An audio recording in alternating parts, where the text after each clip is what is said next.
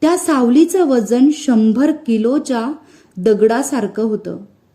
त्या सावलीने आपला थंडगार खरखरीत हात स्नेहाच्या गळ्याभोवती आवळला. तिच्या कानात एक भयानक खोल आवाज आला. आज तुझा मंत्र कुठे आहे?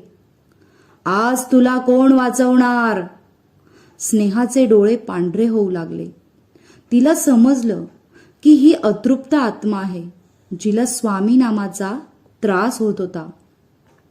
म्हणून ती आज संधी साधून आली आहे. स्नेहाचा श्वास थांबत होता. मृत्यू समोर दिसत होता. पण तिच्या अंतरात्म्यात स्वामींची भक्ती जागी झाली. तिने मनाचा सगळा निश्चय एकवटला.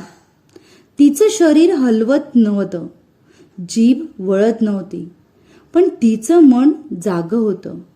तिने मनातूनच तारक मंत्र